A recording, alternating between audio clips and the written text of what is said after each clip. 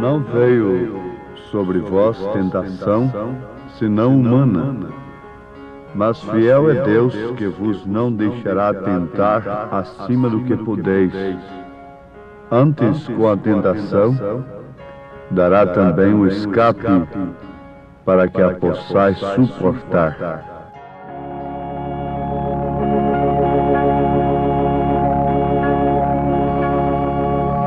Não veio sobre vós tentação, senão humana.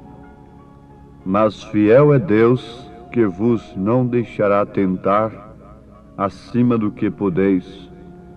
Antes, com a tentação, dará também o escape, para que a possais suportar. 1 aos Coríntios, capítulo 10, versículo 13. Sei que em Jesus eu posso confiar. A confiança é um resultado do amor, é um resultado da fé, e ela opera paciência, opera constância, a perseverança. É necessário que confiemos em Deus através de Sua palavra. Muitos confiam em Deus através dos resultados e através de suas próprias iniciativas, de sua sabedoria e inteligência. Mas o cristão confia em Deus através do que está escrito, através da sua palavra. O que está escrito é suficiente para o cristão, no sentido da palavra. Esperar em Deus e agir conforme está escrito. Se nós temos confiança em Deus, nós teremos paciência. E aqui está o 5º degrau da nossa construção na estatura do homem perfeito. São Pedro recomenda, para ser acrescentada ao conhecimento, a ciência, a temperança, e a temperança, a paciência. Tudo isso está sendo associado à nossa fé. E essa mesma fé obra paciência. São Tiago, capítulo 1, versículo 3. Agora, paciência, conforme já frisamos, é o passo que nós temos que dar sucessivo à construção da nossa fé, da nossa casa, a temperança, ligando uma coisa com a outra. Você sabe que Deus tem um material mais fino para o seu edifício. E esse material se transforma em pedras preciosas, em material fino, de alto valor. Agora, nós sendo tão pequenos, tão simples, estamos na construção de um edifício tão maravilhoso. Estamos na construção do edifício de Deus. O que vale um tijolo sozinho? O que vale uma pedra sozinha ali? Mas veja aquilo ali assentado em perfeita ordem, numa bela construção, numa boa construção. Ele tem o seu valor. Você tem o seu valor. Você é pequeno, você é pequenininha. O mundo não te conhece,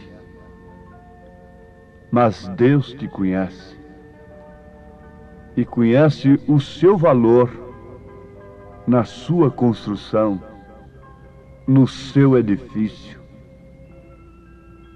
Deus conhece a você desde antes da fundação do mundo.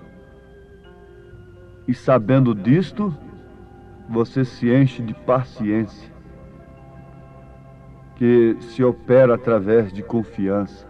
Se você confia numa pessoa, você espera naquela pessoa. Conta-se que um homem estava condenado à morte. E um seu amigo, muito amigo, foi visitá-lo. E ali se dispôs, disse: ó meu amigo, o que é que eu posso fazer por você? O que você gostaria que eu fizesse por você antes de você morrer? Ele disse: que você ficasse no meu lugar, para mim ir até a minha casa e lá despedir de minha família, dar o último abraço na minha família. E ele então, aquele amigo, foi onde estava o rei e propôs ficar no seu lugar, no lugar daquele que ia morrer dentro de poucos dias. O rei disse: você está louco, confiar neste homem dessa maneira. Ele disse: eu me proponho a ficar no seu lugar, atendendo o seu último pedido. Então o rei consentiu e aquele amigo ficou no lugar do réu. E ele partiu, certo de que voltaria antes da hora do momento da execução. Ele estaria ali para ocupar o lugar daquele amigo. Mas acontece que o dia chegou. E o momento foi se aproximando e ele não aparecia. O rei, que gostava daquele homem, naturalmente, que se pôs no lugar do outro que era para morrer, ficou preocupado, dizendo: está vendo o que foi fazer? Você fez uma coisa louca. E ele dizia assim: o meu amigo virá. Ele virá. Ele toda a vida foi meu amigo. E a hora foi se aproximando, e a praça já estava cheia de gente, e a notícia correu, e a expectativa foi enorme. Quando ele já estava lá, pronto para ser degolado, ele ainda dizia: meu amigo virá ocupar o seu lugar. Mas como? Já está chegando a hora? Você já está caminhando para... Meu amigo virá. E quando já estava chegando o momento da execução, alguém gritou que vinha lá uma pessoa correndo, desesperada. E era o amigo que deveria morrer. E chegou na hora exata. O rei, impressionado com aquilo, deu liberdade para ambos. Isto mostra, é uma ilustração de que a confiança produz paciência.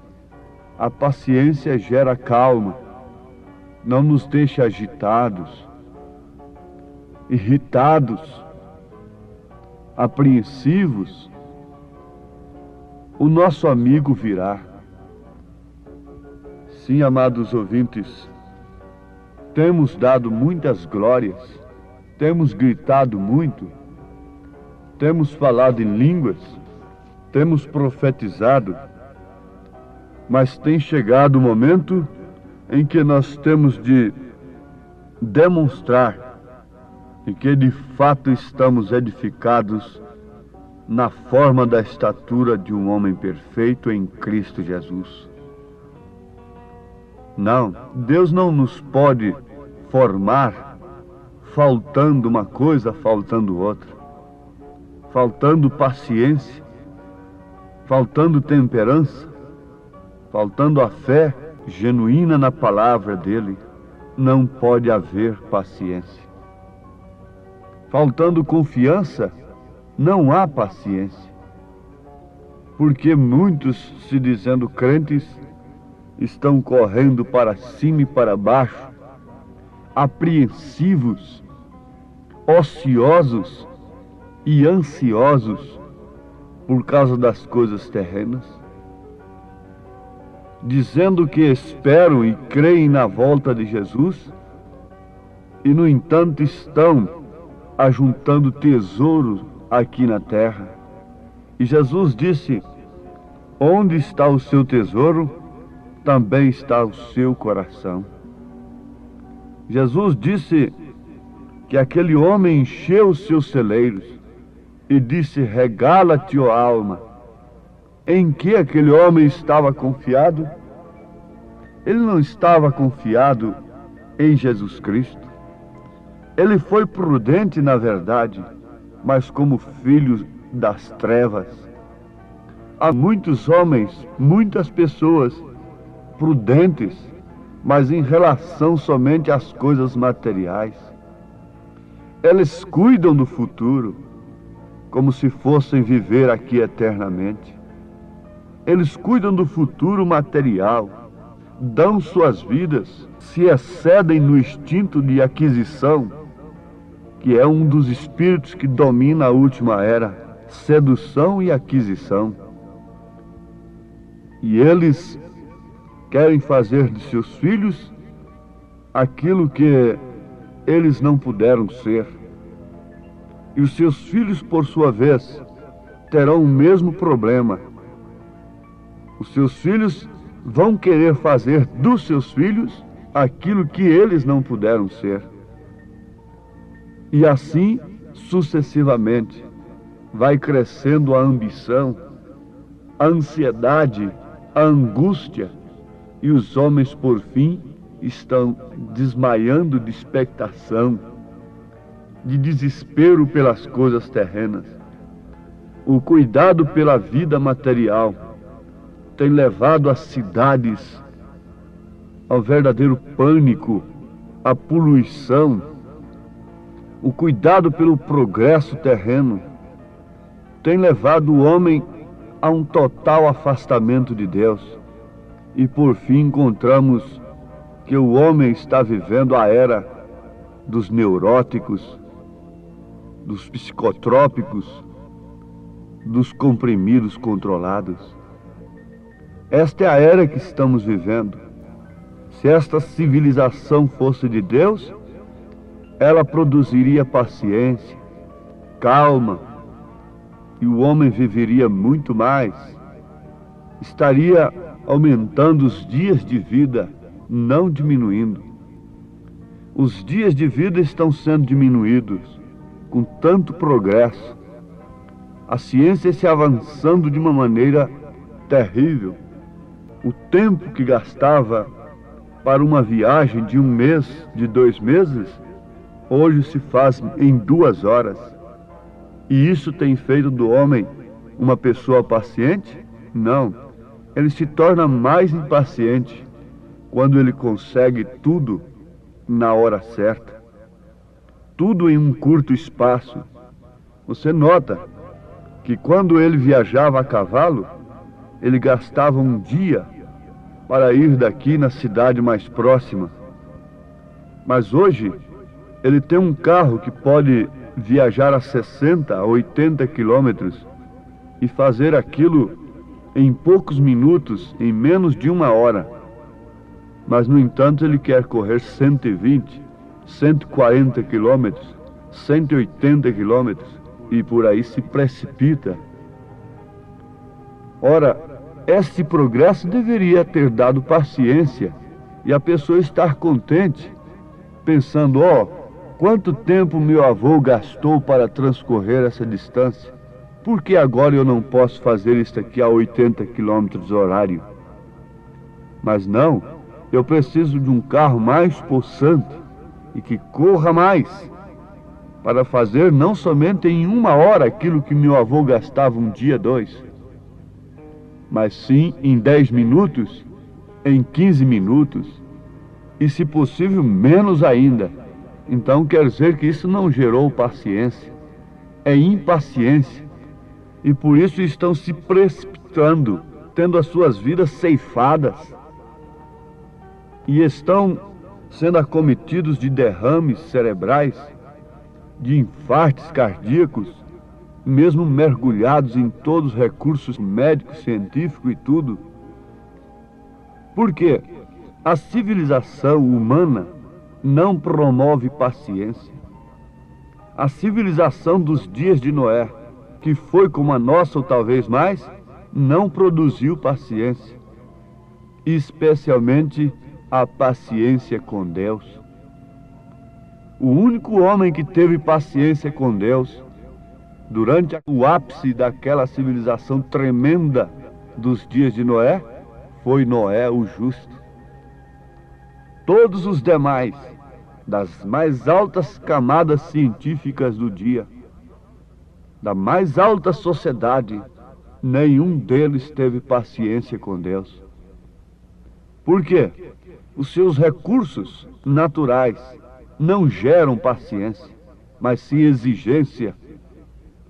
E está sempre insatisfeito. Se antes ele podia ir lá do outro lado, em outro continente, gastando 2 dias de viagem num avião que gastava mais horas e era mais vagaroso, mais lento, hoje ele quer fazer com o supersônico e ele está impaciente, ele não está satisfeito, ele ainda quer chegar mais rápido. E alguém chega a dizer que dormir é como morrer, é perder tempo. E quem disse isso não é ignorante, é gente grande, é da alta classe, é gente sábia, que está lá em cima mesmo, que dormir é perder tempo, é como morrer, que o homem não deve dormir tanto. Mas a própria ciência constata o que é certo.